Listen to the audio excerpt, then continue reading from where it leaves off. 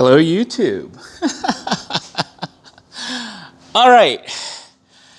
Welcome to a crazy Cooking with Dinoy episode. If you've been watching the videos in sequence, and you know, I just tried to run the microwave inside the RV on the 2,000 watt inverter. It failed miserably. I think I figured out the problem, which I'll talk about here later. But for now, I'm going to go ahead and start cooking since it is getting late, getting dark. I'm actually alongside the river at a park that has power outlet, although the water has been disconnected. So no water other than in the bathroom.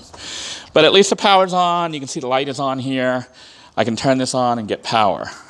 So we turn it on high, maximum. This is 1,100 watts, so it'll heat up pretty fast. This is the rice cook, not the rice cooker, but the pot that I use to cook the rice in the RV. But we're going to use it here to cook up the Salisbury steak. And all I'm going to do is just toss it in there. I'm going to open both of these up. What is that? I'm going to open both of these up and then just toss it right in. And seal it and let it bake. So let me go ahead and do that. All right, I have tossed in the two containers here of Salisbury steak. And what I'm going to do is just seal the lid and let that thing bake. It's on maximum, which is high mode, 1,100 watts. Yeah, make sure the light is on. Yeah, the light is on. So it is cooking right now. It's baking in there. Initially, I had intended to cook this inside the RV using the microwave running off 2,000 watts. It failed because the fusible link that I had created, the safety fusible link, kept tripping, kept burning. I think what's happening is when you try to run the inverter to pull the power from it, it's pulling more than the 15 or 20, 30 amp fuse that I had in there. And the only way I can think of really to fix it is to put in a larger amp fuse or to just skip the fuse completely and run the line directly from the inverter to the battery, which is what I'm looking at doing next. I'm thinking of just taking a cable. Originally when I tested it, it worked because I didn't have a fuse in there. When I put the fuse in there, the fuse kept blowing. And it kept shutting off the power system.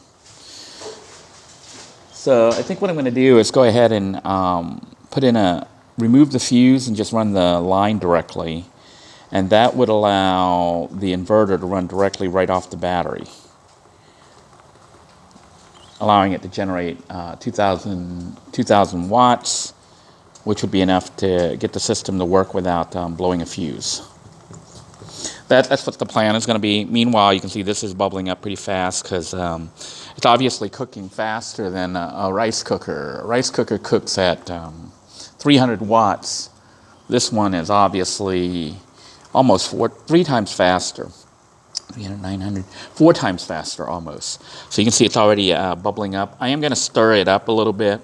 And then we're going to have that with the rice that I did cook in the RV using the inverter, the smaller inverter. But I think the next time I go back, I'm going to remove the safety that I put in there with the fuse because that was blowing all the time, and just do a direct connection and try it out and see what happens. And hopefully I don't set the RV on fire. But that's going to be the plan. In the meantime, I am going to go ahead and heat this up and have Salisbury steak, mashed potatoes, gravy, and rice for dinner. At least that's the plan. We get a scenic view. Can relax a little bit because it was kind of stressful. That thing kept blowing, and then the carbon monoxide detector kept going off again and again and again. So I'm just glad to be sitting here right now in fresh air at a park. So stay tuned. All right, it looks like we are back, and I am cooking with the power from the grid, free power, 320 volts. And I have my Salisbury steak here all heated up. I think I'll turn the heat up a little bit more. So having electrical appliances might seem silly to some people, but if you're urban stealth camping and you have access to 320 volt power, it's doable. I mean, this is 1,100 watts, which is almost 4 times more powerful than the rice cooker. So I can cook 4 times as fast. I can heat things up really hot. And I could put a pan on there and fry things up and whatnot. All on free electrical power from a park. That's what they set it up for. So basically, I was looking at the situation, and I think I'm going to have to remove the safety fusible link that I was putting in between the inverter and the house battery system. Because whenever I turn the inverter on and try to draw the full power to run the microwave or something big, the fuse was melting. It was pulling too many amps. So, but see, if I don't put a fuse there, potentially the wire could melt. You know. I calculated it out, and 1800 watts or 2000 watts is supposed to only pull 15, 16 amps. So having a 25, 30 amp fuse in there shouldn't have blown, but it was still blowing. So I don't know what's going on. If any of you are electricians and can explain this to me, it might be helpful. In the meantime, what I'm thinking of doing is just removing the fusible link and running the wire directly from the house battery system to the inverter, just like I did initially when I was testing it, and it worked. Now, as far as battery power, I don't think it's going to be worth it just to buy 400 amp hours worth of power just to be able to run like a microwave. You know, and because I'm not living in it full time, the battery would start to drain. You know, it should be charged like every day.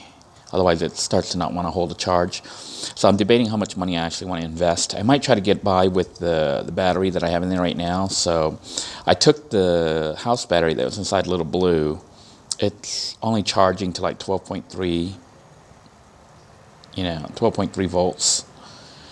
And fully charged, it should be 12.8. So it's already lost some of its ability to hold a charge.